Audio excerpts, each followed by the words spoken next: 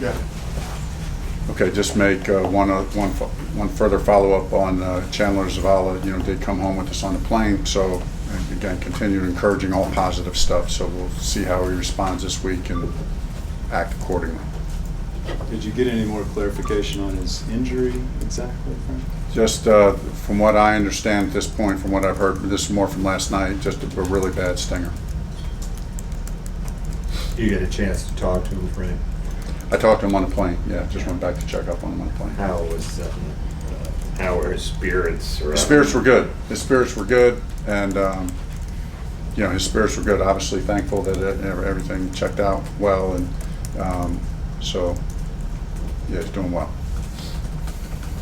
Did he just go back home? I mean, there's no like staying overnight in the hospital for observation or anything like that? When he got back here, I think he just went home. I don't know that for sure, but I'm pretty confident that that's what happened. It seemed like that Miles Sanders fumble really stunted the momentum that you guys were trying to gain. What did you see and how that changed kind of the complexity of the game? What was interesting, that they went out to a 14-0 lead. We came back, scored a touchdown. Our defense gets a big stop on 4th down. We come out and obviously had to fumble. Sure, it stopped the momentum. We go down and score there. It's 14-14 and it's a game. But you can never just put it on one play, right? We never try to do that. And then they went down and scored, and then we got the ball, and then we turned it over again. So those two turnovers in a row, back to back, obviously were a big blow to what momentum we have been creating. Frank, Terrace Marshall didn't play yesterday according to the box score. Why is that? That he should have played. He should have played some. So I wish he had gotten in there a little bit more. That's my fault. I need to make sure. After the week he had the week before with the 9 catches and got a little momentum going, and he and I had a conversation, and so that was poor communication by me. I wanted to make sure that our guys knew to kind of make sure he had some playing time and that there would be opportunities. So that was my fault.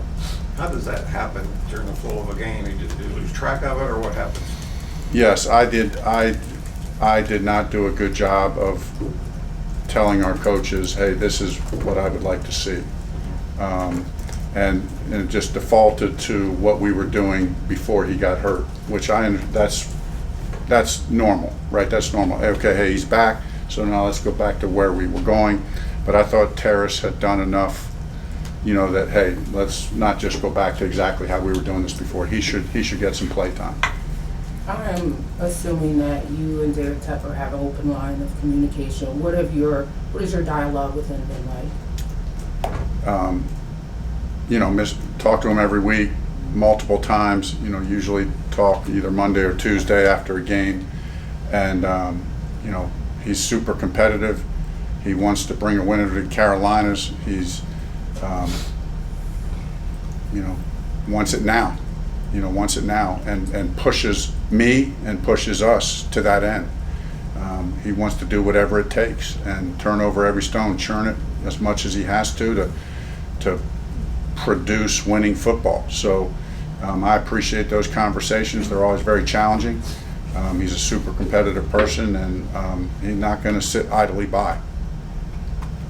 Yesterday you alluded to this week really being your best week of work. On a practical level, what does that look like for you? Where do you look to adjust?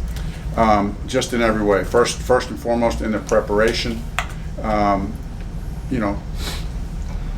If it takes a little bit more, collaborating with the coaches, looking for an edge, how can we give the players an edge? We're always looking for that, but just challenge yourself to find, hey, is there one other play that we can run? Then on the field, how can we push the guys on the field? What's the right, scheduling thing, or in practice, what that looks like, and then watching the tape of our practice. Are we correcting the mistakes that we see on practice tape so that they don't show up again on game tape? Don't leave any little detail out. Those weeks get very busy. There's a lot of stuff going on, and so you just got to make sure you're covering every detail. Are you finding within the game with your team the here we go again thing, whether it be sudden change or when when the other teammate gets a takeaway? Do you find yourself fighting that? I don't find myself fighting it. I don't feel that. I know sometimes people say that. I just don't think like that. I never really have. We all have weaknesses, you know, and I have my struggles, mental struggles in other ways, but that's just not ever been one of my mental struggles. So, you know, the only thing that we know is just line up and keep playing, and you know, line up and keep playing. So that's what we do. Frank, when you say, maybe I'm misreading that. When you say David Tepper won't sit idly by, what does that mean exactly? I mean, is he getting more involved in some way? I mean, No, I just think it's asking for things to happen. What? Well, listen, I don't want to speak too much for him, obviously, but you know, there's different philosophies in ownership. You know what I mean? Some owners kind of stay away and don't engage a whole lot. Other owners do, and his philosophy is he's going to engage. And listen, it's only been a short experience, but it's been a really good experience. It hasn't been fun. You know, it's not fun. Those meetings aren't. I wouldn't characterize them as fun meetings. But those meetings make me better, and I trust they make us better. How does he usually engage? Is it like on a Monday morning, and what was the conversation like this morning then? No, it's either usually Monday later in the day, or else sometimes more recently it's usually on Tuesday. You know, because Mondays are pretty busy. We got the players in here. He's got stuff going. You know, so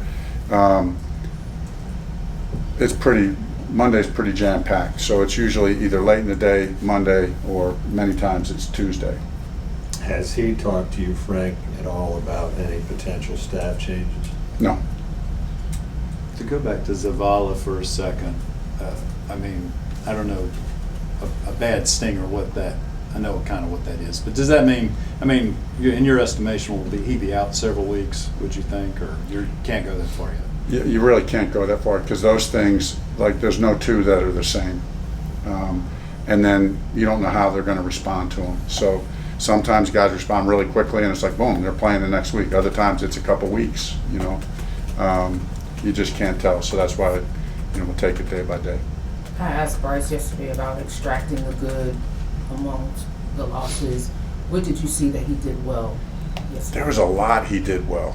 I mean, like, we got done meeting today as a team, and like, I just felt like, excuse me, and I know this is hard to say after that game, but like, offensively, we did some good things that we can build on. You know, that was the number one run defense. We ran the ball very efficiently. Our run game was very efficient against them, and you know, we only would have liked to call more runs, but you're playing from behind. But I thought the O-line blocked well in the run game. That was a promising sign. You know, we got some chunk plays. Bryce was seeing the field well. He was accurate with the ball. His decision making was very good. You know, the screen pass interception, that's a fluke. I mean, it's a great play. You know, it could have been better. There's some things that could have been better there. The other interception, honestly, it's, you know, the receiver doesn't run the proper angle on the route, and it brings the corner more into play. Bryce is already committed. But that's just the facts. That's just the facts. So there were a lot of good things, you know. I mean, offensively, I felt like we moved the ball. You take away the 3 turnovers. The thing that was most frustrating is the 6 pre-snap penalties, right? So that's what we're saying. Those things have to stop.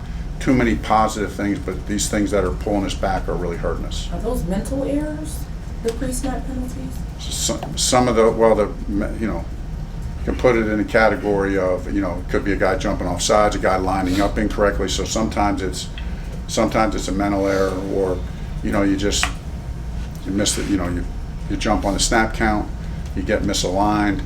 There's a delay of game, those kind of things. Frank, about Dave saying run to win now, we've also heard him say Rome wasn't built in a day. Is there an understanding by ownership that, you know, you're sort of beginning this process with a new staff and a new quarterback? Oh, I think, listen, I mean, obviously he's a very accomplished individual, and he's built his own empire, and and he knows how he did that. So I don't have his bank of experience to draw from. I have my own, but do I think he has the right mentality of the win now, but also this is going to be, a longer term thing as well. He wants both. I mean, that's what we all want. We want to build a winner now, and we want something that can be sustained. We want to build it on the right foundation. Sometimes, he's got a lot of money, so we could throw a bunch of money at this guy, that guy, and then it ends up blowing up in your face. We can all give examples of teams that happen with. We're trying to build it on good principles, build through the draft, re-sign your own players when you can. It doesn't always make sense, but when you can. And so I think, obviously, he has a great perspective on that. What have you discovered about how to do that? Being able to really build authentically and organically, but also the winning now portion of that? Yeah. I mean, this game is so demanding, and the challenge is, it's hard to win. But at the same time, it's that juxtaposed thing. I think you hear people say, hey, it's hard to win in this league. And then on the other hand, I like to say and think to myself, it's really not that hard. Just play good football. Don't beat yourself, make the other team beat you, and make a few plays, and you're going to win a lot of games. And so we always want to be, losing. What we talked about today, I've talked to several players talking to me. Losing is never going to be acceptable, even though we're trying to win now. And and you got the thing in a few. No, it's never going to be acceptable. It should never taste good. It should always hurt. And I'm thankful that we got a bunch of guys that really feel that. How is this rebuild different than other rebuilds that you've been a part of before? Well, I'm not calling it a rebuild. I mean, I'm not calling it a rebuild. Actually, let me say it this way. I think everything is always building, right? I mean, I think, and we probably all would agree with that. Like, we're always building. We're always building. Are we doing it? Yes, now, but we're always building. And so I'm really comfortable with that. I think players understand that. We understand that as coaches. So you just want to see some fruit of your labor a little bit earlier than we're seeing it right now. I'm confident we're doing it the right way with the right people. We just need a little bit more evidence, a little bit more fruit right now to get things going. We'll do a couple more. Even on the concept of going back and recording practices, is that something that you normally even have time to do during the week of game prep? How new or how much of an adjustment is that within the routine? Oh no, yeah, that's we do it all the time, and always trying to cover every last detail. And then the question comes after practice. You're showing things to tape, but then you're showing the tape to the players. But sometimes, and then sometimes, like at night, I'm watching it on my screen, and I'm have my phone up, and I'm videotaping the play on my phone and sending it to a player and say, like those are sometimes just to iron out a little detail here or there. Just trying to get as many touches and corrections as we can in that way. Frank, we seem to ask you this every week, but another week where Hayden was not super involved or super productive. Is this just kind of going to be the norm with him in this scheme? I wouldn't say that. I mean, obviously, tight end room, Tommy had the touchdown. Ian had the big play down the seam. And it just so happened, because we were in no huddle, so sometimes guys are rotating through. It just so happened maybe Hayden's not in there for that play, but he could have very easily been in there for that play. He caught the couple over the middle, one or two over the middle, but no, we love Hayden. Hoping to get him the ball. Does Bryce and what you guys are doing, does he work better right now out of the no huddle and just keeping it moving fast, or is there a thought about doing more of that to get him in a tempo? Or I think in the long run, I think we probably always end up switching it up a little bit, but he certainly does seem to feel comfortable doing that, and has been productive doing that. So, yeah, and as you guys saw, we played a good bit of that game yesterday in no huddle, so we'll look at that week to week. Thanks, Coach. Okay, Thank you. We'll let you know.